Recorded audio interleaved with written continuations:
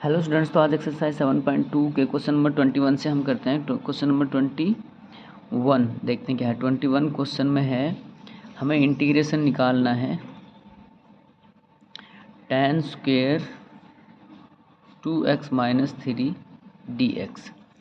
1 का dy के respect में y इंटीग्रेशन हो जाएगा। यहाँ देखिए इसका इंटीग्रेशन करेंगे हम, तो हमारे पास क्या है। फॉर एग्ज़ाम्पल हमने इसका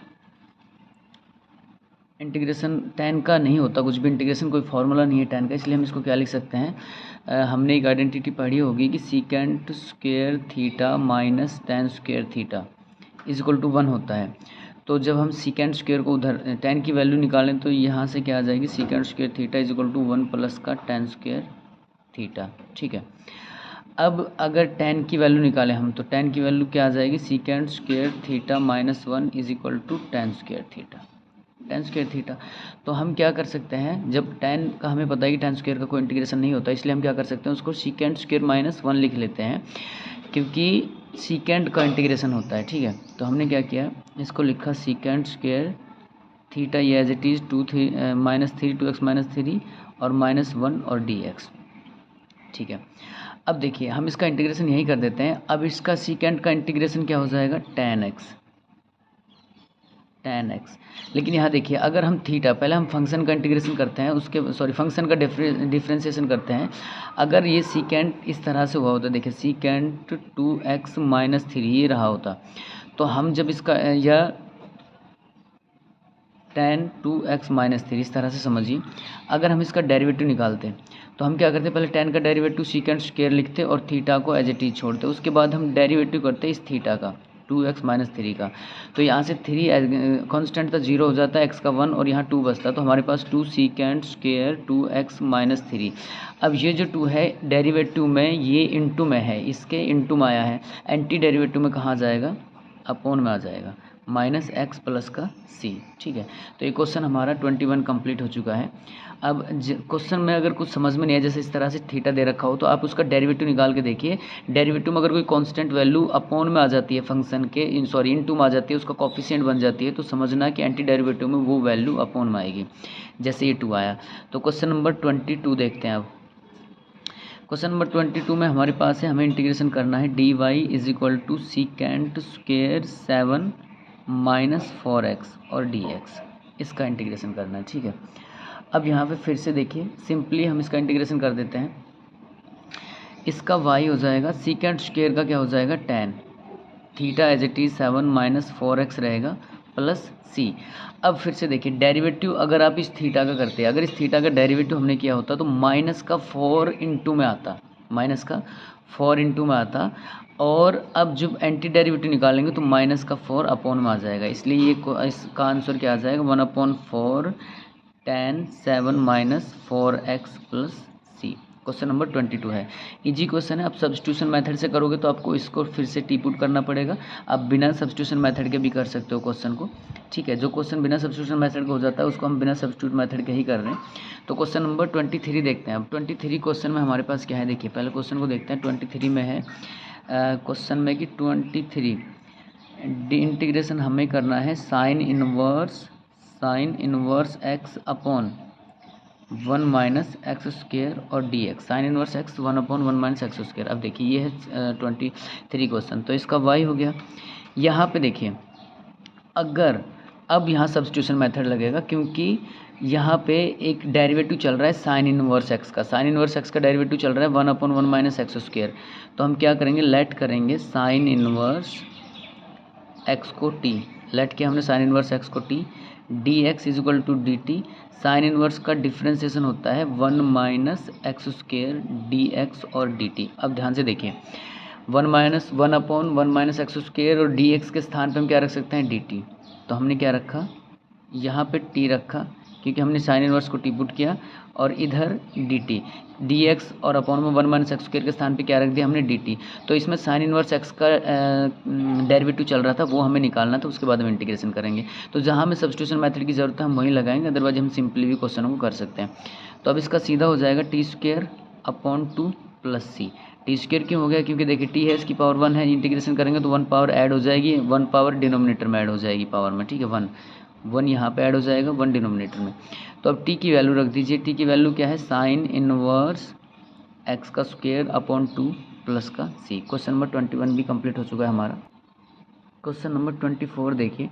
24 क्वेश्चन में हमारे पास क्या है, क्वेश्चन नंबर 24 क्वेश्चन में है हमें डिफरेंट इंटीग्रेशन निकालना है 2 cos x minus 3 sine x upon 6 कोस x plus 4 sign x d x. ये क्वेश्चन है हमारे पास 24।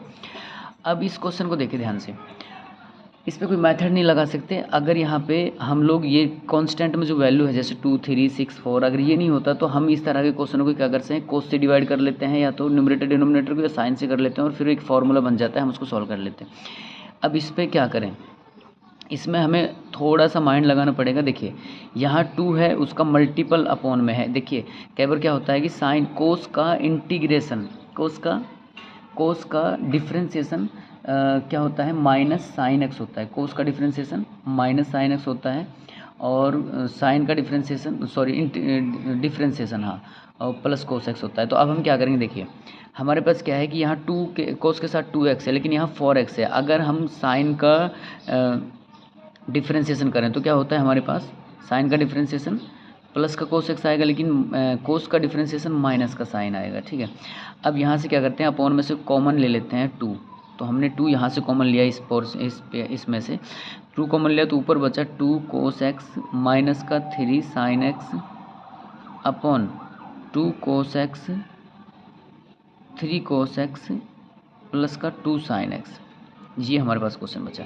देखिए इस क्वेश्चन को और किसी तरीके से हम नहीं कर सकते क्योंकि हमारे पास क्या है, कांस्टेंट वैल्यू है फंक्शन के साथ, कांस्टेंट वैल्यू उनके कोफिशिएंट हैं, इसलिए हम इसमें कुछ ना कुछ इसी तरह से करेंगे कि अब देख लीजिए आपको पता भी लग जाएगा। अगर यहाँ से 2 कॉमन ले लें तो उस पर जैसे कोफिशिएंट आ जाएंगे जैसे 2 और 3 है।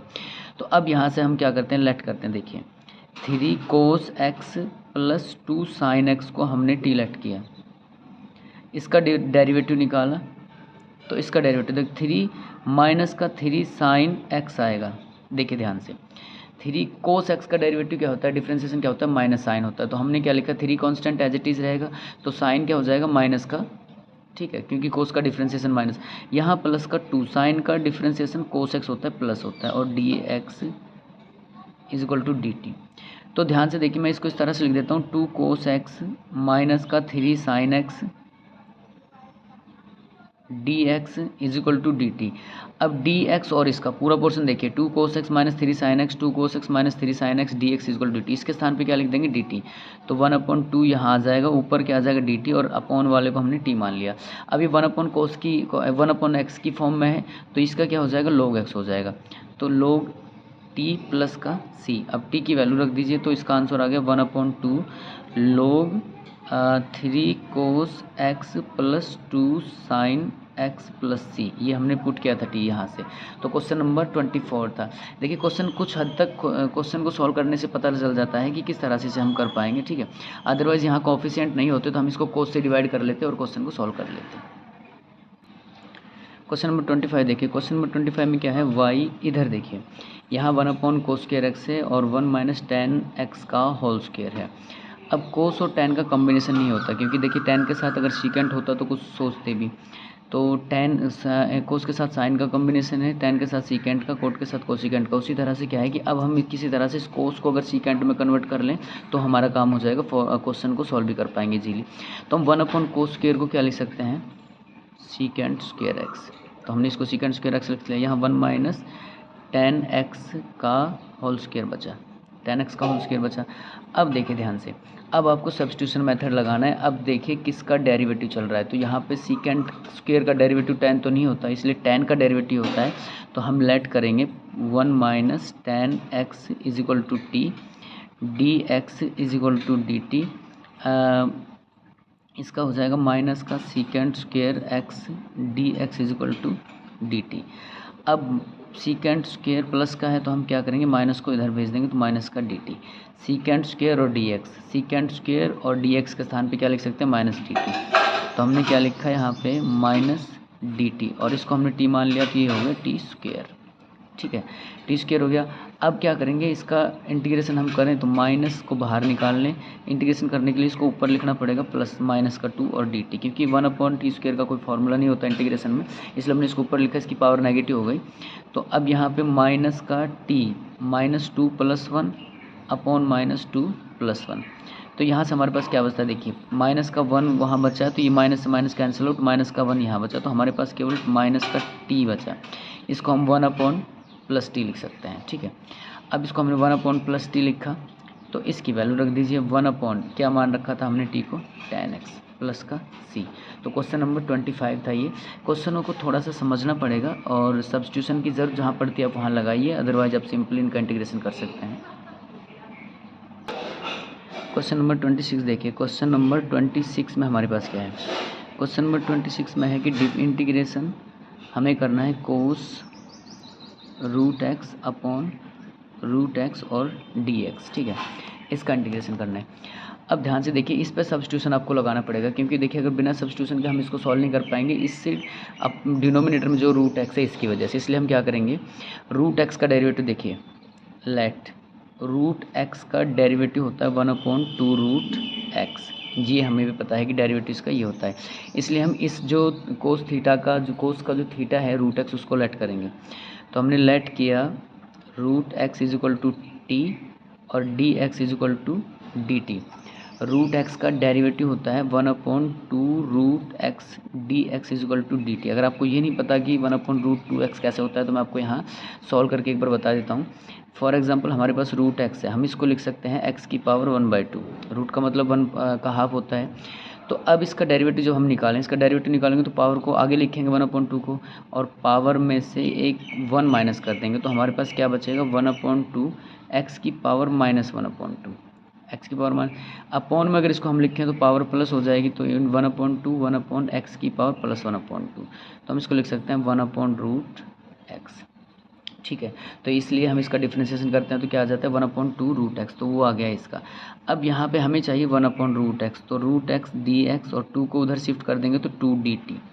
तो हम देखिए यहाँ पे क्वेश्चन में इस 1/√x और dx के स्थान पे 2 dt लिख सकते हैं। तो यहाँ y इधर मैंने 2 को बाहर निकाला और हमने यहाँ पे कोस t लिखा और dt लिखा, कोस t और dt लिखा। अब ध्यान से देखिए, कोस t और dt हमने यहाँ लिखा, तो कोस t का क्या होता है, इंटीग्रेशन प्लस का साइन होता है, तो 2 sin t प्लस c आ जाएगा इसका आंसर। ठीक है, अब t की वैल्यू हमारे पास क्या है, sin t हमने रखा था √x को प्लस c। क्वेश्चन नंबर 26 हमारा कंप्लीट हो चुका है। क्वेश्चन नंबर अब 27 देखते हैं हम, 27 क्या है, क्वेश्चन नंबर 27। क्वेश्चन नंबर 27 में हमारे पास है, इवन देखते हैं क्वेश्चन नंबर 27 में, sin 2x cos 2x sin √sin 2x हमें इंटीग्रेशन करना है dy upon √sin 2x cos 2x और dx।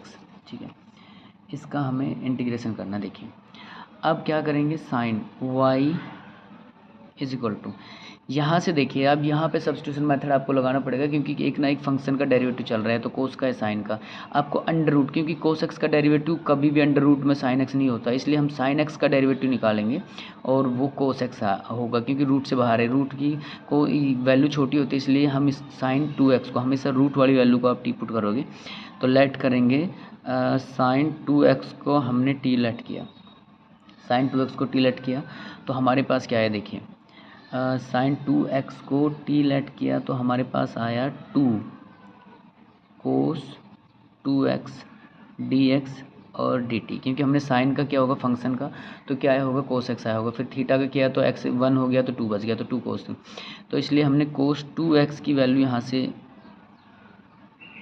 हमें मिल गई है क्या, dt/2। तो देखिए cos 2x, यहाँ cos 2x और dx के स्थान पे dt/2 लिख सकते हैं, तो 1/2 को बाहर लिख लेते हैं, यहाँ √ में t बचा और dt बचा। अब देखिए ध्यान से, √ में t बचा तो हम इसका इंटीग्रेशन करने के लिए इसको किस तरह से लिखेंगे, 1/2 हम इसको लिखेंगे t की पावर 1/2 और dt। ठीक है, अब 1/2 में 1 ऐड कर देंगे, t की पावर 1/2 में 1 ऐड किया इधर 1 ऐड किया और प्लस सी, तो ये आ गया 1/2 और इधर t की पावर 3/2 अपॉन 3/2 प्लस सी, तो 1/2 2/3 t की पावर 3/2 प्लस सी, ये आ गया इसका आंसर। 2 से 2 कैंसिल आउट, 1/3 t की पावर 3/2 प्लस का c, तो 1/3 t क्या है, t हमारे पास था साइन, देखिए t हमने लेट किया था साइन 2x को, तो हम यहाँ लिखेंगे साइन 2x प्लस सी, साइन 3/2 प्लस का c। क्वेश्चन हमारा था ये 27 और इसका आंसर कंप्लीट हो चुका है 27।